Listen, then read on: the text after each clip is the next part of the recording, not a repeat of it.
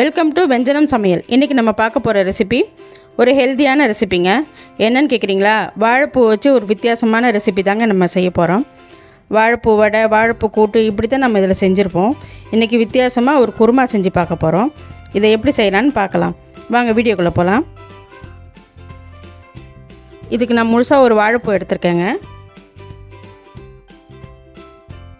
இதில் இருக்க தோலை ஒன்றா எடுத்து உள்ளே இருக்க பூவை இந்த மாதிரி தனித்தனியாக எடுத்து வச்சுக்கோங்க. எல்லாத்தையும் நான் எடுத்து வச்சுட்டேன். இப்போ இது உள்ளே ஒரு நரம்பு மாதிரி இருக்கும், அதை எடுத்துடணும். இதை போட்டிங்கன்னா கொஞ்சம் கசப்பு தன்மை வரும், அதனால் இதை கண்டிப்பாக சேர்க்கவே கூடாது. இதையும் எடுத்துட்டு ஒரு பிளாஸ்டிக் மாதிரி ஒன்று இருக்குது பாருங்கள், இதையும் எடுத்துருங்க. இது ரெண்டுத்தையும் எடுத்துட்டோம்னா பூ க்ளீன் ஆகிடும். பாருங்கள், திரும்பவும் சொல்கிறேன், இதே மாதிரி ஒரு நரம்பு மாதிரி இருக்கும். இது வேகவும் வேகாது. இந்த பிளாஸ்டிக் மாதிரி இருக்கிறதும் எடுத்துருங்க. இதே மாதிரி எல்லா பூவில் இருக்கிறதையும் எடுத்துருங்க.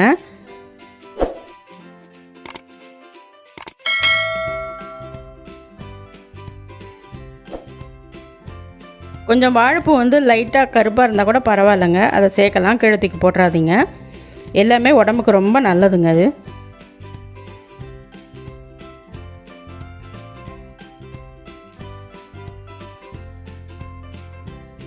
பாருங்கள், எல்லாத்தையும் ஆஞ்சி எடுத்துட்டேன். எப்படி இருக்குது பாருங்கள். இது அவ்வளவும் நல்லாவே இருக்காது, கசப்புத்தன்மை அதிகமாகிடும். நான் கொஞ்சம் அரிசி கழுவின தண்ணி எடுத்து வச்சுருக்கேன். இப்போ வாழைப்பூவை கட் பண்ணி இதில் சேர்த்துக்கலாம். நீங்கள் வெறும் தண்ணியில் போட்டிங்கன்னா கருப்பாயிடும். அரிசி கழுவின தண்ணிலையும் சேர்த்துக்கலாம், அப்படி இல்லைன்னா மோர் கலந்த தண்ணிலையும் சேர்த்துக்கலாம்.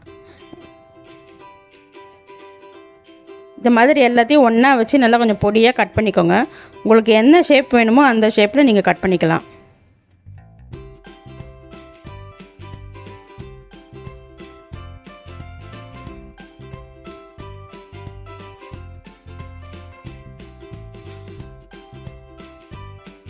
இந்த அளவுக்கு நல்லா கட் பண்ணி வச்சுருக்கேன் பாருங்கள். இதை அந்த தண்ணியில் சேர்த்துருங்க. கொஞ்சம் கொஞ்சமாக கட் பண்ணி உடனே அந்த தண்ணியில் சேர்த்துருங்க, இல்லைன்னா சீக்கிரமாக கருத்து போயிடும்.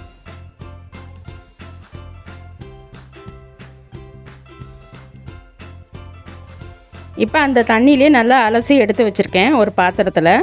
அதில் கொஞ்சமாக தண்ணி சேர்த்துக்கோங்க, கொஞ்சம் மஞ்சத்தூள், கொஞ்சம் உப்பு. இதை ரெண்டுத்தையும் சேர்த்துட்டு ஸ்டவ் ஆன் பண்ணிக்கோங்க. ஒரு 10 நிமிஷம் இது நல்லா கொதித்து நல்லா வேகட்டும். இப்போ இதை வேறு அடுப்புக்கு மாற்றிக்கலாம்.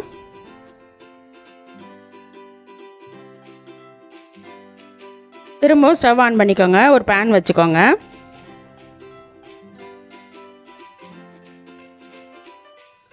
கொஞ்சமாக அதில் எண்ணெய் சேர்த்துக்கோங்க.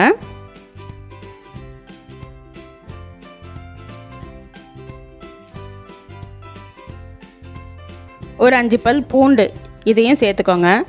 சின்னதாக இருந்தால் கூட 2 கூட சேர்த்துக்கலாம். ஒரு 4 பச்சை மிளகாய் அதை நடுவில் கீறிட்டு சேர்த்துக்கோங்க, இல்லைன்னா வெடிச்சிரும்.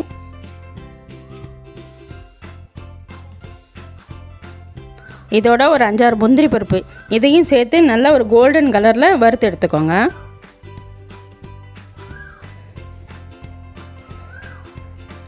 கொஞ்சமாக துருவின தேங்காய் சேர்த்துக்கோங்க, ரொம்ப சேர்க்க வேண்டாம். இது எல்லாத்தையும் நல்லா ஒரு லைட் ப்ரௌன் கலர் வர வரைக்கும் வதக்கிடுங்க. இதை நல்லா வதக்கியாச்சுங்க. இப்போ இது ஆறின உடனே நல்லா ஒரு ஃபைன் பேஸ்ட்டாக அரைச்சி கொண்டு வந்துடலாம். வதக்கின பேனே திரும்பவும் வச்சுக்கோங்க. ஸ்டவ் ஆன் பண்ணி கொஞ்சம் எண்ணெய் சேர்த்துக்கோங்க. தாளிக்கிறதுக்கு கொஞ்சமாக சோம்பு சேர்த்துக்கலாம். இதில் 2 மீடியம் சைஸ் வெங்காயத்தை கட் பண்ணி வச்சுருக்கேன். இதையும் அதோடு சேர்த்து நல்லா வதக்கி எடுத்துக்கோங்க.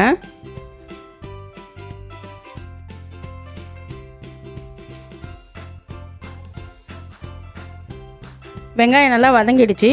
இதில் ஒரே ஒரு தக்காளி மட்டும் கட் பண்ணி வச்சுருக்கேன், அதிகமாக சேர்க்க வேண்டாம். இதையும் சேர்த்து நல்லா வதக்கிக்கோங்க.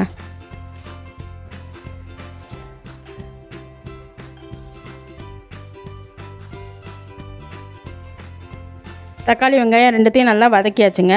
இதில் கொஞ்சமாக மஞ்சத்தூள், கொஞ்சம் உப்பு, ஒரு 2 ஸ்பூன் கெட்டி தயிர் இதையும் நல்லா சேர்த்து நல்லா கலந்து விட்டுக்கோங்க.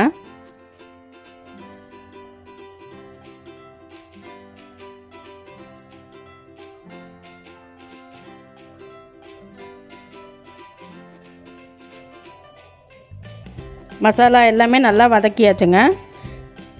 இப்போ வேக வச்சுருக்கோம் இல்லையா வாழைப்பூ, அதை இதோட சேர்த்துக்கலாம். தண்ணியை வேஸ்ட்டு பண்ணாமல் இதிலே சேர்த்துக்கோங்க.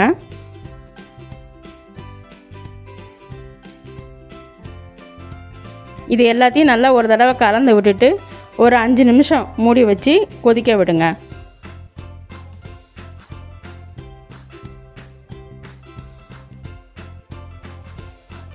நல்லா கொதித்து வந்திருக்கு பாருங்கள். இப்போ அரைச்சி வச்சுருக்கோம் இல்லையா அந்த பேஸ்ட்டை இதோட சேர்த்துக்கலாம்.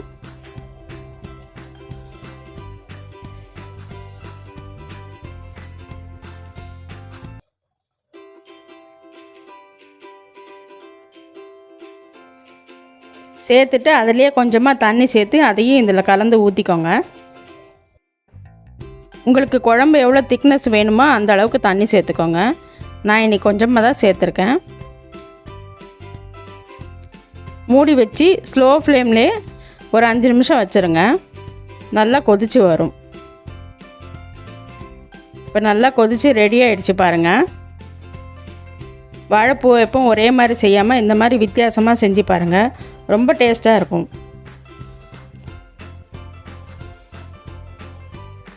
கொஞ்சமாக கொத்தமல்லியும் தூவி அதோடு நல்லா கலந்து விட்டுக்கோங்க. ரொம்ப ஹெல்த்தியான ஆரோக்கியமான வாழைப்பூ குருமா ரெடி.